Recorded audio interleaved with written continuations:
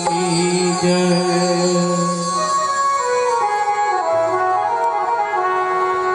ओ सीताराम सीताराम सीताराम।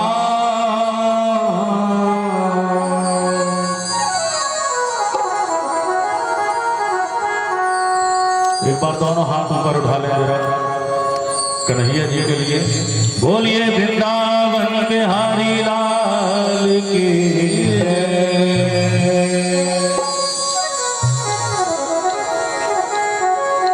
और तेरी बन जाएगी तेरी बन जाएगी तेरी बन जाएगी तेरी बन जाएगी राम गुण गाए से तेरी बन जाएगी राम गुण गाए से तेरी बन जाएगी राम गुण गाए से राम गुण गाए से राम गुण गाए से राम गुण गाए से राम गुण गाए से तेरी बन जाएगी तेरी बन जाएगी राम गुण गाए से तेरी बन जाएगी।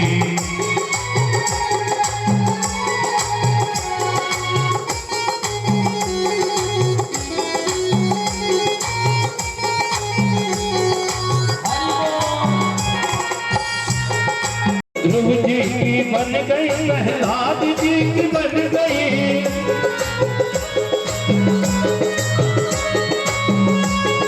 द्रौपदी की बन गई हाँ द्रौपदी की बन गई चीर के बढ़ाए तेरी बन जाएगी।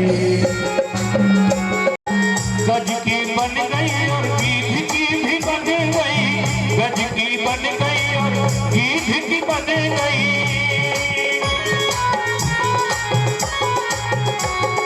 गज की भी बन गई और गीध की बन गई एवट की बन गई एवट की बन गई और नाव पे चढ़ाए थे तेरी बन जाएगी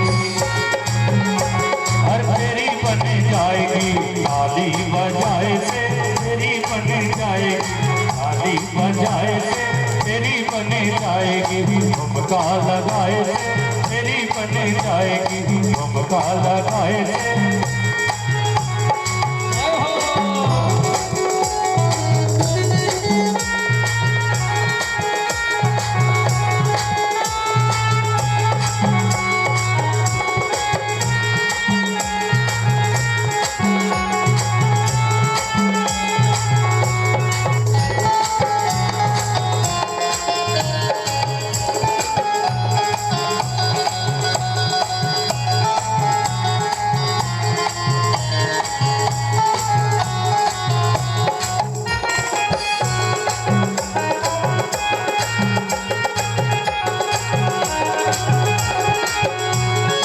उद्धव की बन गई और भीष्म की भी बन गई उद्धव की बन गई उद्धव की बन गई और भीष्म की भी बन गई उद्धव की बन गई और भीष्म की बन गई और अर्जुन की बन गई अर्जुन की बन गई गीता ज्ञान गाए से तेरी बन जाएगी राम गुण गाए से तेरी बन जाएगी राम गुण गाए से तेरी बन जाएगी।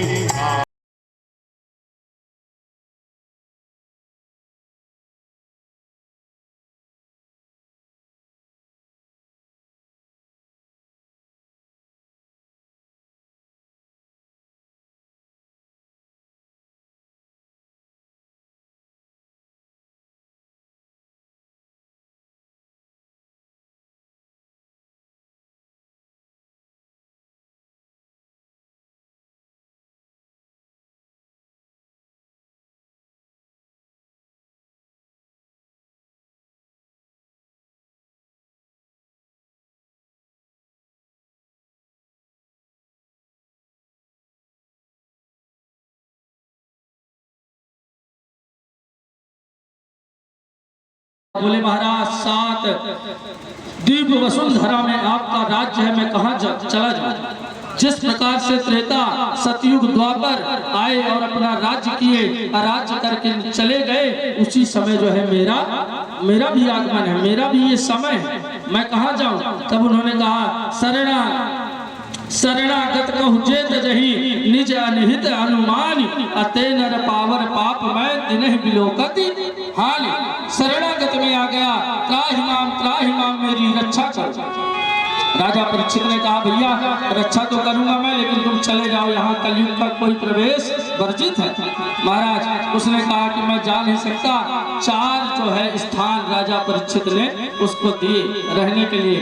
दूतम पानम स्त्रिया सुना, जहाँ जुआ खेला जाता हो, जहाँ वैश्या इत्यादि का निवास हो, जहाँ लंपट पुरुष रहते हो, और जहाँ महाराज जो है स्त्रिया सुना यत्रा धार्म चतुर्भुजा, जहाँ पर मदिरा इत्यादि का पान होता हो। यह 4 जगह दिए। 4 जगह के बाद एक बार जो है पुनः हाथ जोड़ करके याचना करने लगा, महाराज आपने जो है मुझ में दोष ही दोष देखा, मेरा गुण नहीं देखा। बोले तुम्हारे में गुण क्या है।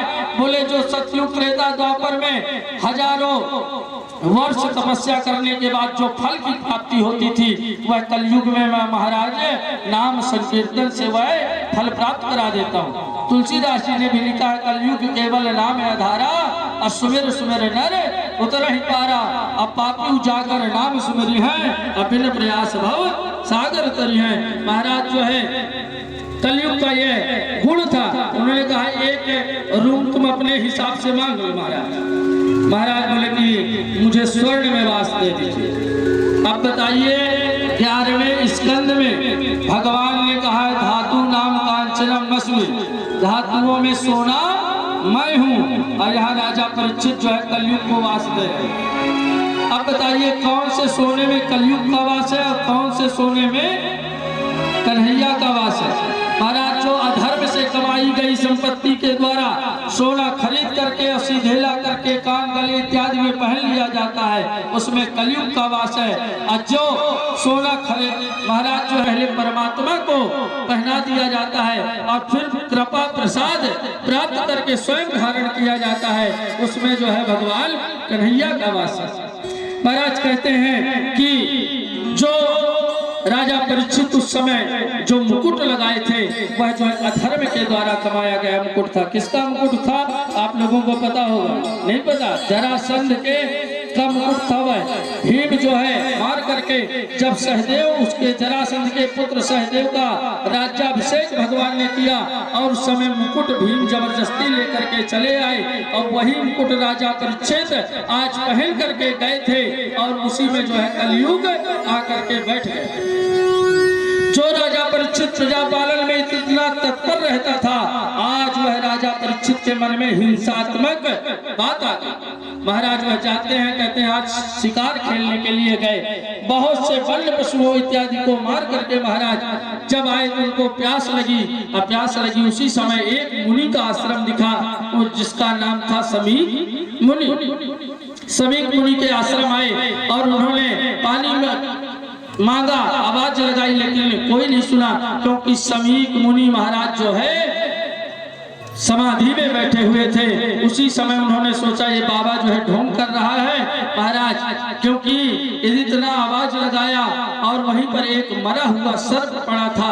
महाराज जो है वही सर्प को ले जा करके और उनके गले में डाल दिया कि यह बाबा की नकली समाधि होगी तो यह जग जाएगा। महाराज समाधि असली थी, और समीक मुनि जब नहीं जगे उस समय जो है राजा परीक्षित वहां से चले आए, और जब चले आए तो समीक मुनि के पुत्र का नाम श्रृंगी ऋषि, जिन्होंने महाराज कौशिकी नदी में स्नान कर रहे थे, उसी समय जो है ऋषियों के बालकों ने जाके बताया कि राजा ने तुम्हारे पिता के गले में मरा हुआ सर्प डाल दिया। उसी समय उन्होंने संकल्प कर दिया और कह दिया कि महाराज सप्तमः तच्छकः सप्तमे हनिः दक्षति समकुलंकारः ओदिते में तद्रुहम, महाराज जिसने मेरे पिता के गले में मरा हुआ सर्प डाला है, यही तक्षक नाग मुझे 7वें दिन काल के गाल में पहुंचाएगा। जब इस प्रकार से श्राप दिया, महाराज समीप मुनि की समाधि खुली। उन्होंने अपने पुत्र को बहुत डांट लगाई और कहा, ऐसा राजा दोबारा इस संसार में न पैदा होगा, न हुआ है, न भूतो न भविष्यति। तुमने बड़ा अपराध कर दिया पुत्र, जाओ जा करके जो है ऋषि कुमारों को भेजते हैं, मेरी पिता से जाओ पूर्ण करिए। मोक्ष का साधन बताओ, ये संध्या का मोक्ष का साधन। संध्या काल के समय में 4 जीवन में भी से रविवार से शनिवार तक, शनिवार से रविवार तक, मतलब ये बात जब के साथ के अलावा 8वां दिन नहीं निद्रास हो से तो नहीं पता हमें, 7 दिन ही है, 7 दिन में ही समय भोजन नहीं करना चाहिए। और महाराज स्वाध्याय किसी चीज का अध्ययन जो रटने वाली विद्या है वो नहीं करना चाहिए, और मैथुन इत्यादि नहीं करना चाहिए, और निंद्रा सोना नहीं चाहिए, क्योंकि उस समय भगवान शंकर रुद्रगणों के साथ गोधूली बेला में महाराज जो है इस संसार में विचरण करते हैं। लेकिन दिति मैया ने नहीं माना, तो महाराज अपना आसन वासन कमंडल रख करके दिति मैया की कामना को पूरा किया, और उसके बाद जो है महाराज स्नान ध्यान करके, और जब संध्या वंदन को जा रहे थे उस समय दिति से कहते हैं, दिति तुमने जो है अच्छा कार्य नहीं किया, क्योंकि भोलेनाथ तुम्हें श्राप अवश्य देंगे, और तुम्हारे जो गर्भ में महाराज जो है ये होंगे, ये तो होंगे राक्षस हो जाएंगे। और यही राक्षस जो है महाराज कौन हुए, एक जो है हिरण्याक्ष और हिरण्यकश्यप के रूप में 100 वर्ष तक गर्भ में दिति मैया ने इनको धारण किया।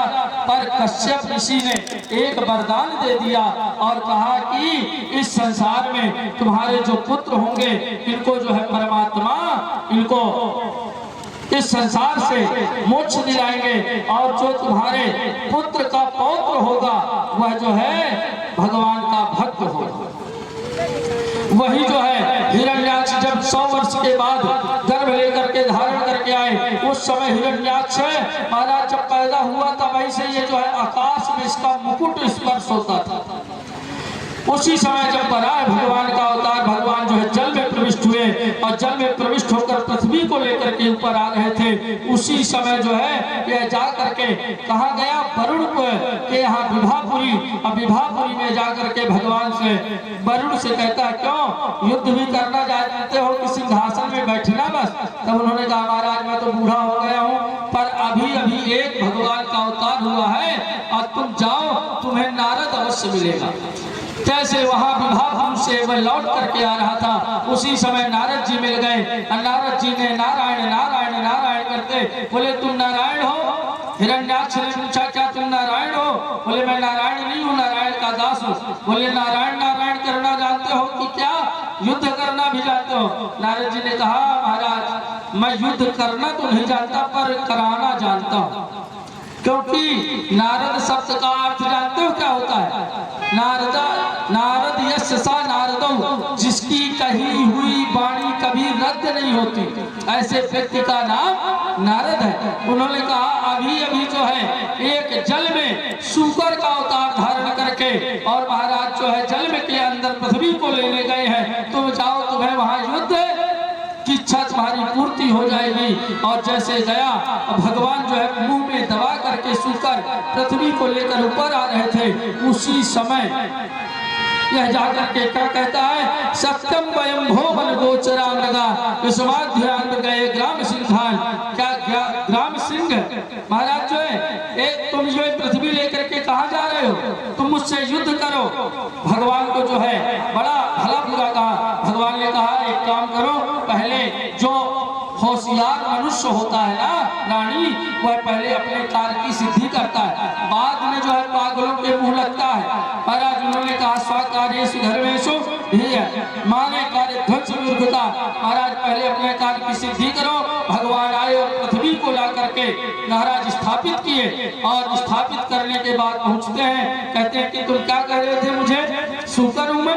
हाँ मैं सूकर हूँ, लेकिन तुम्हारे जैसे ग्राम सिंहों को मैं मारने के लिए ढूंढता रहता हूँ। तो ग्राम सिंह माने स्वान, तो कुत्ता जो गांव का सिंह है।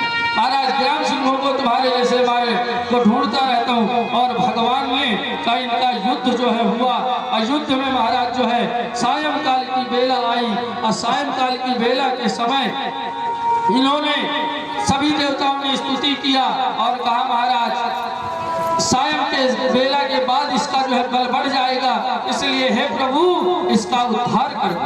भगवान ने उस समय जो है यह तपस्या करने के लिए चले गए थे, और उस समय इन्होंने इतना तपस्या किया कि महाराज जो है भगवान प्रकट हुए और इन्होंने कहा महाराज इस समय मेरी विवाह करने की इच्छा। कर्दम मुनि ने जब कहा विवाह करने की इच्छा है तो बोले महाराज तुम्हारा विवाह होगा और मनु महाराज अपनी पुत्री को लेकर के और तुम्हारे आश्रम में आएंगे। उस समय जो है जब पुत्री को लेकर के आश्रम में आने को कहे तब यह जो है परसों तुम्हारे आश्रम में शंभु मनु और महाराज जो है शत्रुपा आएंगे और आकर के जो है तुम्हारा विवाह होगा और तुम्हारे यहाँ जो है 9 कन्याएं होंगी और महाराज 10वें में मैं स्वयं तुम्हारा पुत्र बन करके आऊंगा। कर्दम ऋषि को जब ऐसा महाराज जो है वरदान दिए, इनका विवाह जो है इनके यहाँ मनु के महाराज के यहाँ 3 पुत्री हुई। कौन कौन? आकृति, देवहूति और प्रसूति। महाराज देवहूति मैया को लेकर के गए और कर्दम जी से विवाह के लिए प्रस्ताव रखा। कर्दम मुनि जब यह पहुंचे मनु, शत्रुपा और देवहूति तो 3 आसन बिछाए थे। ध्यान देंगे महाराज 3 आसन बिछाए और 3 आसन में महाराज जो है शत्रुपा तो बैठ गई माँ है और मनु महाराज बैठ गए, लेकिन कन्या का परीक्षण आज नई बात नहीं है, बस परीक्षण करने की विधि बदल गई है। पहले जो है कन्या का परीक्षण महाराज जो है उसके गुणों के अनुसार किया जाता है, आज इसके रूप, हाइट और वजन जो भी होता है महाराज ऐसे परीक्षण होने लगे। पहले जो है तो देवहूति मैया ने सोचा कि पति के द्वारा बिछाए हुए आसन यदि मैं बैठ जाती हूँ तो पति का सम्मान नहीं है, यह तो घोर अपमान होगा, मुझे नर्क होगा। उस समय जो है उन्होंने पति के आसन में अपना हाथ रखा, पति के बिछाए हुए आसन में अपना हाथ रखा और धरती पर बैठ गई। इसलिए महाराज पति के द्वारा बिछाए गए हुए आसन में पत्नी को बैठने का अधिकार नहीं है। इससे जो है आपके किए गए सारे पुण्य कर्म जो है अपने आप नष्ट हो जाएंगे। और आज का तो नियम महाराज ऐसा है, भैया एक काम करो, जब तक मैं जो है भोजन बना रही हूँ तब तक तुम बिछौना कर। महाराज मैं अपने मन से नहीं कह रहा हूँ, ये बात भागवत में लिखी है महाराज। ये तो इन्होंने जब विवाह किया और विवाह होने के बाद देवहूति मैया का जब विवाह कर दिए कर्दम के साथ बहुत सा दहेज दिए। और ये दहेज प्रथा आज की रीत नहीं है, जिस बेटी को जो है सबसे ज्यादा जब बेटी का जन्म होता है ना तो सबसे ज्यादा यदि किसी का मुंह भी बनता है तो माताओं का बनता है।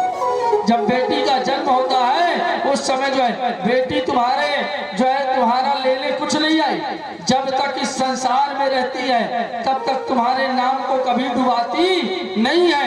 एक बेटी ससुराल जाती है और ससुराल में जा करके उसकी सास जब वह बर्तन धो रही थी, मांजन लगा रही थी, उस समय सास जो है कहती है कि बेटी हो सकता है कि तुमने मायके में बर्तन ना धोए हो, तो एक काम करो कि तुम जो है जब भोजन बनता है तो बर्तन अंदर बाहर दोनों तरफ जूठे हो जाते हैं, इसलिए अंदर अंदर मांजन मत लगाओ, बाहर भी मांजन लगाओ।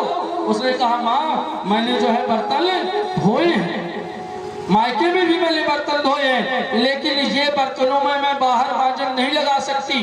बोले क्यों? क्योंकि इसमें मेरे दहेज के बर्तन हैं, इसमें मेरे बाबूजी का नाम लिखा हुआ है, मैं अपने बाबूजी का नाम नहीं मिटा सकती।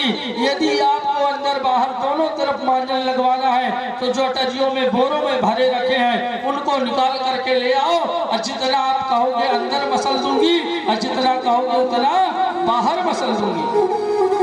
महाराज आज की सास नहीं थी, पहले की सास थी। उन्होंने कहा कि महाराज जो है इस संसार में बेटी कभी पिता का नाम जो बर्तन में लिखे हुए पिता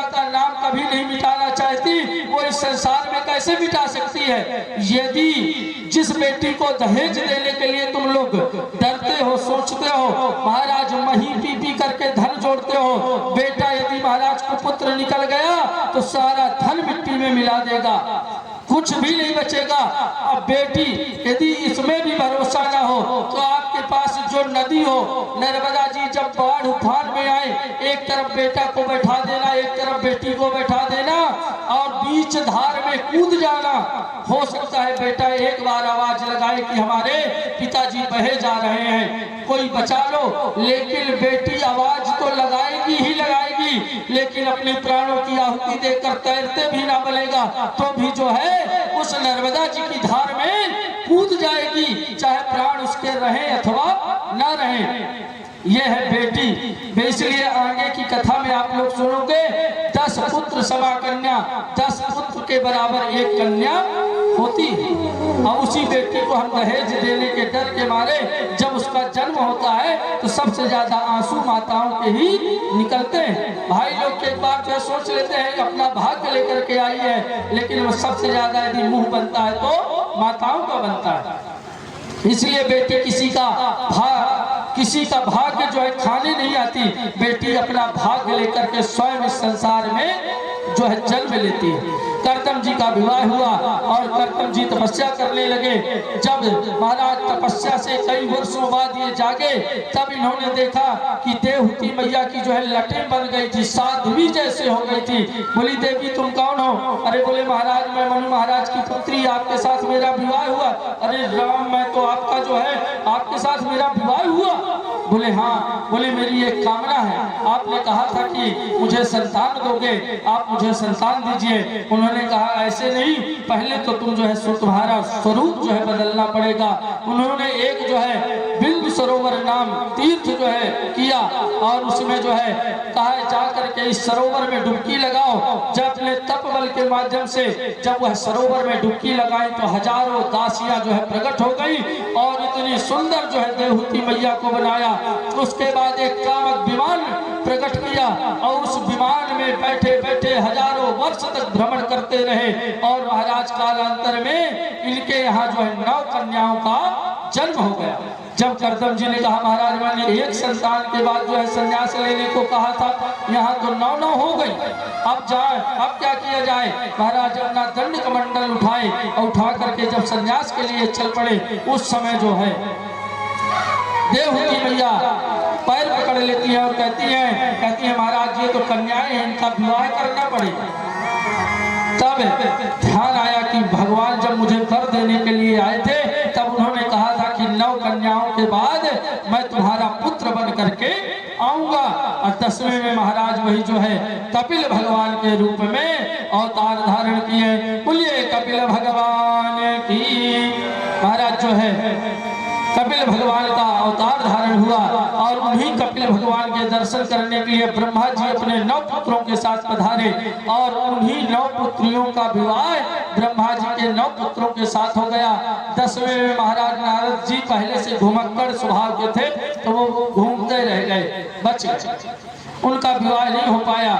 इसके बाद जो है महाराज कहते हैं कि करदम जी ने जानते थे कि ये मेरा पुत्र नहीं है, ये तो परम ब्रह्म परमात्मा है और अपने एकांत में आकर के कन्याओं का जब विवाह कर दिए उसके बाद एकांत में आकर के कपिल मुनि को प्रणाम किया और कपिल मुनि को प्रणाम करके महाराज जो है आज कहते हैं हमारे और आपके जीवन में 3 ऋण हैं।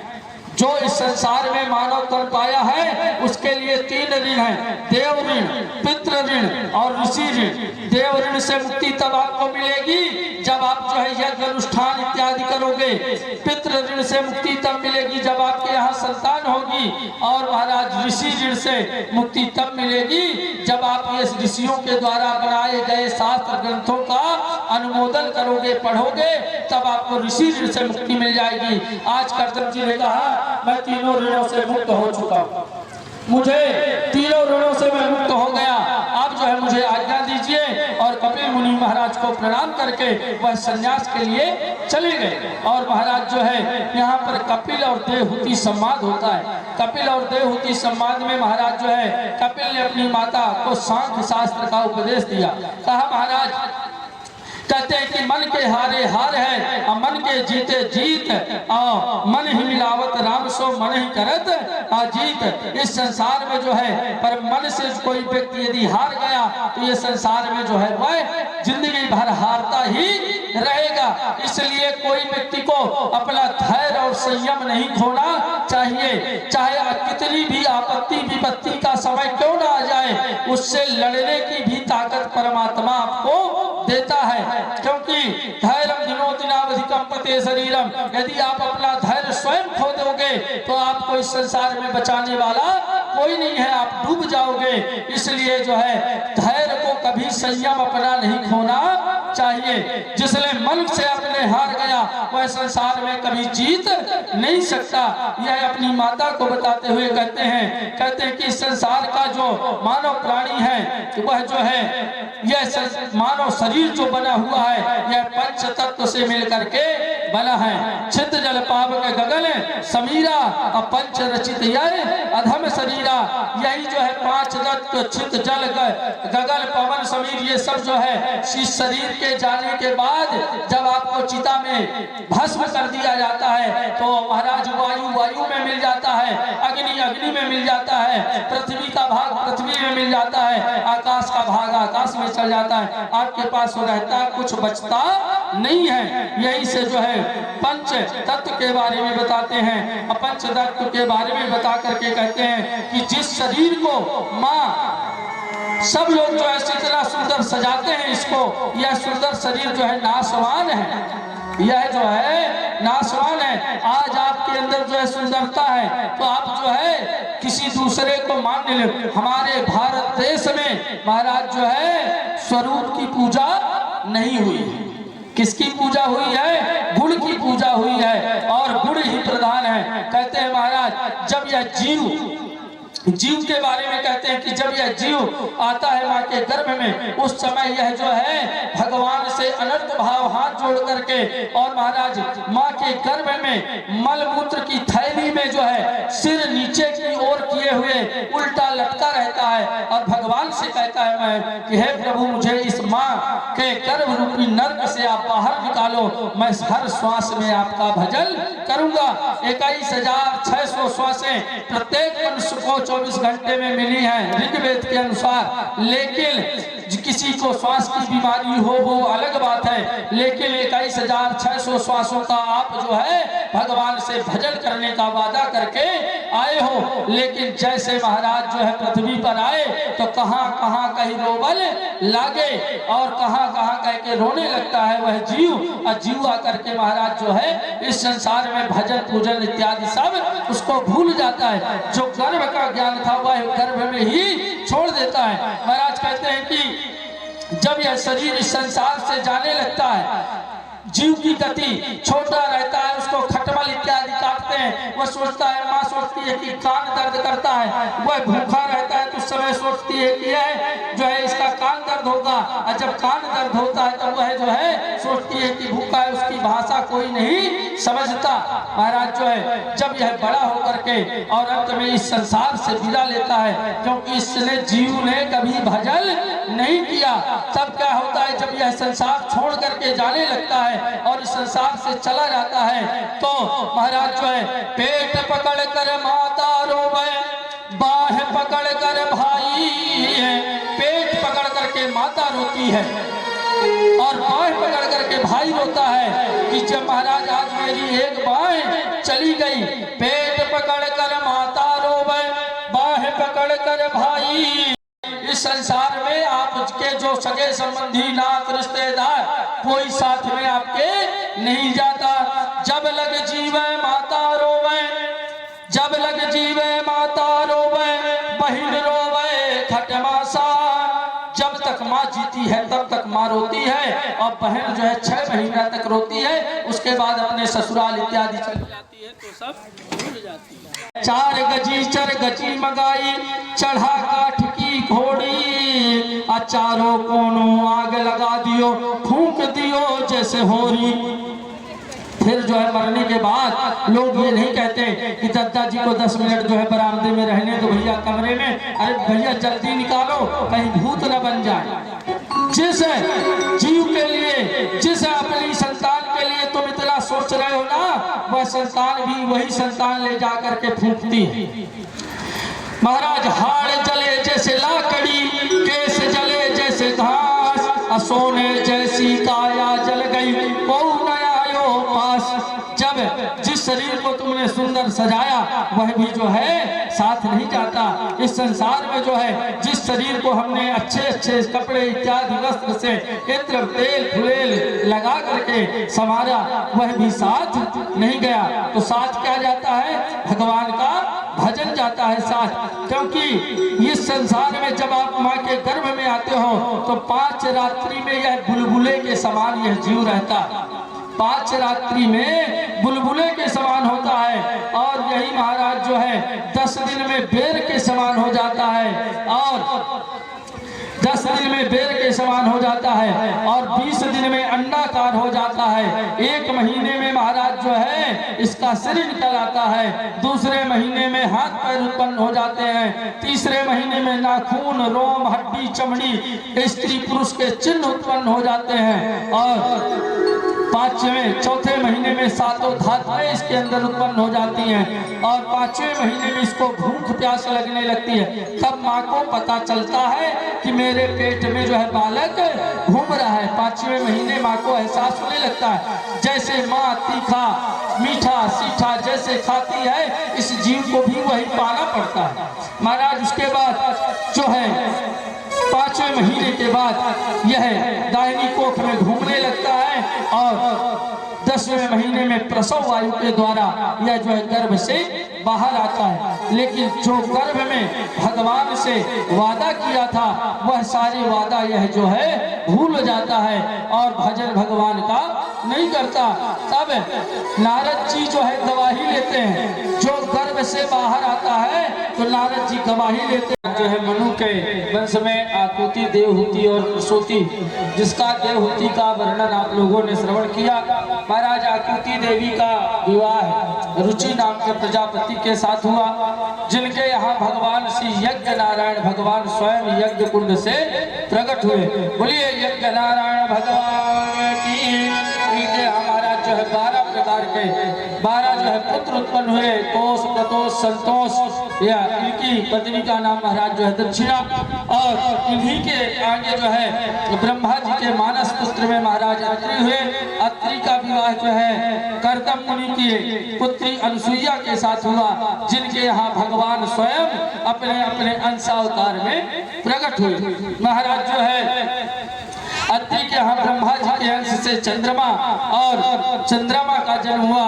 विष्णु भगवान के अंश से महाराज दत्तात्रेय का जन्म हुआ और भगवान महादेव के अंश से दुर्वासा ऋषि का जन्म होता है। इसी के आगे महाराज जो स्वयंभू मनु की पुत्री प्रसूति थी, इनका विवाह जो है दक्ष प्रजापति के साथ होता है। महाराज दक्ष प्रजापति के यहाँ 16 कन्याएं हुई, जिनमें से महाराज जो त्रयोदश धर्म आये का मन भी अशो पिता एका युक्त भ्यो भवा का या भवच्छति। 13 का विवाह जो है धर्म के साथ हुआ और एक का विवाह महाराज अग्नि के साथ हुआ, एक का विवाह पितरों के साथ हुआ और एक का विवाह जो है भगवान शंकर जी के साथ हुआ, जिनका नाम था सती। महाराज कहते हैं कि जैसे सुखदेव महाराज जो है राजा परीक्षित को कथा श्रवण कराते हुए आगे कथा कहने लगे तो कहते हैं महाराज आपने सबका वर्णन सुनाया, क्या भगवान शंकर के यहाँ कोई संतान नहीं हुई? तो सुखदेव जी महाराज कहते हैं कि भगवान शंकर के यहाँ संतान इसलिए नहीं हुई क्योंकि सती जी ने अपने प्राणों की आहुति यज्ञ कुंड में दे दी थी। महाराज कहते हैं कि सती जी जब दक्ष प्रजापति को जो है प्रजापतियों का अध्यक्ष बना दिया गया, उस समय जो है महाराज प्रजा अस तुलसीदास जी ने लिखा है कि अस नहीं को जन्मा जन्मा ही अप्रभुता पाए जाए मद नहीं। इस संसार में ऐसा कोई जो है जन्म नहीं लिया जिसको जो है महाराज अभिमान ना जाए। हमें तो आपको जो है थोड़ा सा कुछ भी महाराज पद मिल जाए तो अभिमान आ जाता है, उसको तो दक्ष प्रजापति के महाराज अध्यक्ष बनाया गया। महाराज जो है जैसे जैसे जन्म उसका अभिमान आया, एक दिन जो है सबको सभा में बुलाया और उस सभा में भगवान शंकर और ब्रह्मा जी भी बैठे हुए थे।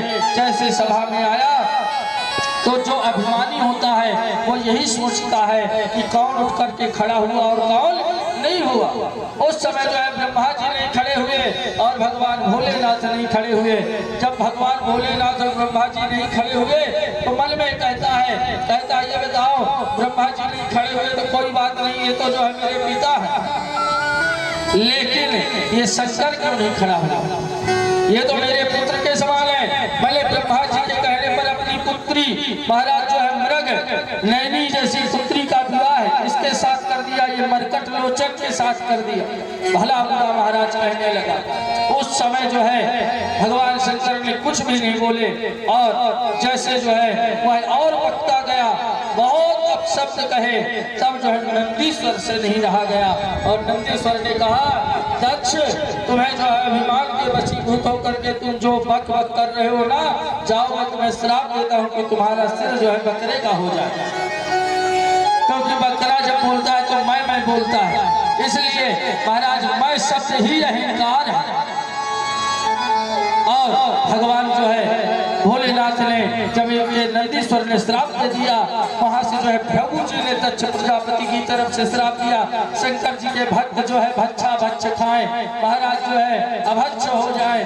जब श्रापी बढ़ गई उस समय जो है शंकर जी ने सोचा कि अब मामला जो है गर्म हो रहा है, यहाँ से चले जाना ही उचित है। लेकर के महाराज चले गए अपने गढ़ों को, लेकिन दक्ष प्रजापति का इतने में भी जो है अभिमान नहीं काटा। उसने एक यज्ञ किया जिसका नाम जो है बृहस्पति सौ नाम का यज्ञ किया। छोटे से छोटे देवता को यज्ञ में भाग दिया, लेकिन महाराज भोलेनाथ को भाग उसने नहीं दिया। कहा कि आज के बाद कोई भोलेनाथ को यज्ञ में भाग नहीं देगा। ये जो है प्रजापतियों के अध्यक्ष की घोषणा है। उसने कहा मान लो किसी ने धोखे से दे दिया, तो बोला कि पहले शुरुआत मैं ही कर देता हूँ। और बृहस्पति सौ नाम का यज्ञ किया, उसमें भोलेनाथ को भाग नहीं दिया। और उसी समय एक आदेश और किया कि जितने देवी देवता हैं सब जो है महाराज कैलाश पर्वत के ऊपर से विमान में बैठ करके आएंगे। जब महाराज कुछ देवियां जा रही थी, सती जी ने पूछा देवियों कहाँ जा रही हो? बोले तुम्हारे पिता के यहाँ यज्ञ है, क्या तुम्हें नहीं बुलाया गया? उन्होंने सती जी ने कहा महाराज बुलाया गया होगा। भोलेनाथ के पास जाती हैं। भोलेनाथ ने कहा देवी आज जो मैं तुमसे कई वर्षों की बात छुपा करके बैठा था, आज वह बात भोलेनाथ ने बता दिया। ये जो तुम्हारे पिता हैं ये यज्ञ कर रहे हैं और यज्ञ में मुझे भाग नहीं मिलेगा, क्योंकि ऐसी घटना सभा में हुई थी। ये मुझे जो है नीचा दिखाने के लिए, मेरा भाग न देने के लिए मेरे लिए यह यज्ञ हो रहा है। भोलेनाथ के ऐसे वचन सुनकर सती जी ने कहा प्रभु प्रजापतस्ते ससुरस्य सांप्रतम। जब माताएं लोग जो है अपने मायके की बात करती है ना, तो क्या कहती हैं? मेरे यहाँ, मेरे मायके में, मेरे यहाँ ऐसा सब कुछ मैं शब्द से जुड़ा। लेकिन आज सती जी की भाषा बदल गई। क्या कहती है? प्रजापतस्ते ससुरस्य सांप्रतम निर्यापितो यज्ञ महोत्सवः किल वयं च तत्राभिसराम वामते यज्ञार्थतामि विबुधा व्रजन्ति।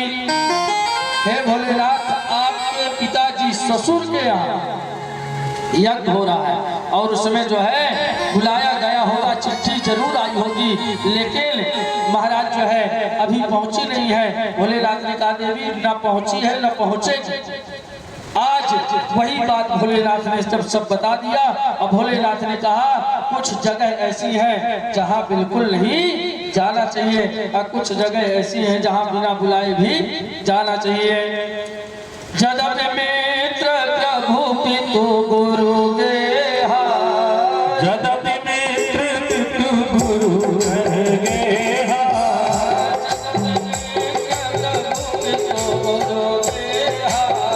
जदपि मित्र पितु गुरु गेहा।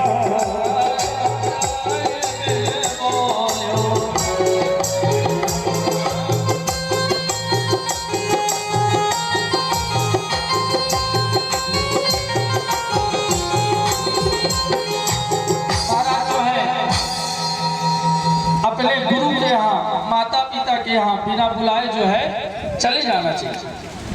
लेकिन पिता के यहाँ तब नहीं जाना चाहिए जब ईर्ष्या बस न बुलाया गया हो। महाराज तदप विरोध मान जहाँ कोई तहाँ गए कल्याण न हो।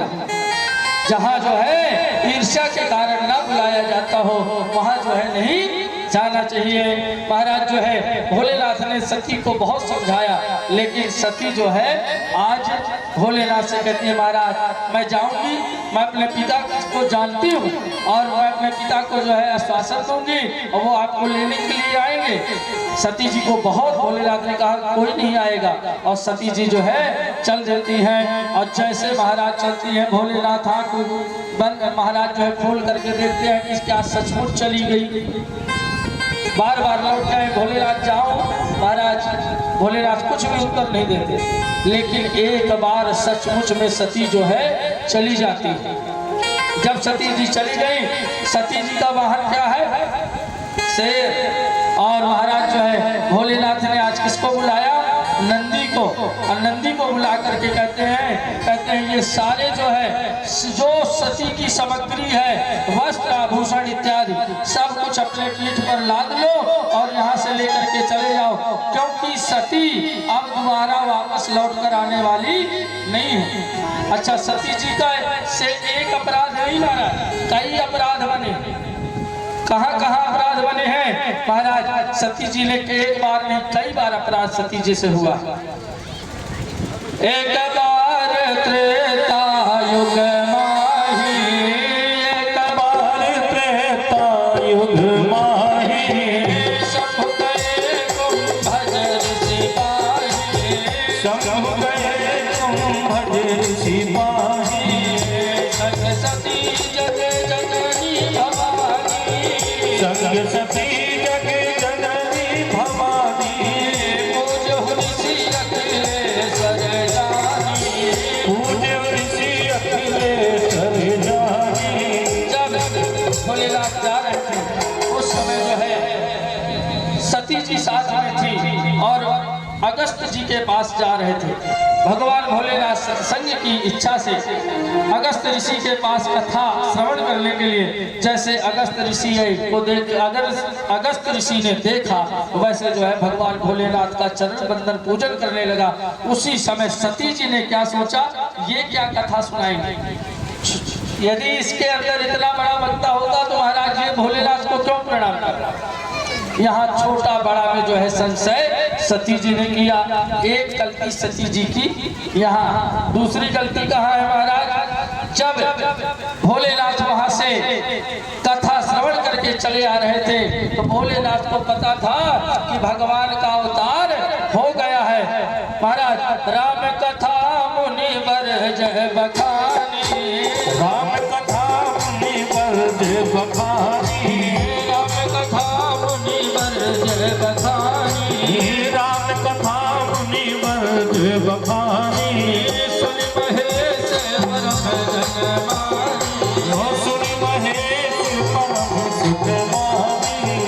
महाराज जो है भगवान भोलेनाथ ने जब सुना कि भोले प्रभु राम जी का अवतार हो गया है मेरे आराध्य का, तब भोलेनाथ ने सोचा राम कथा तो मैंने अगस्त ऋषि से सुन लिया, लेकिन हृदय विचारत जात हर कहीं विधि दर्शन हो, गुप्त रूप अवतरो प्रभु जान गयो सबको।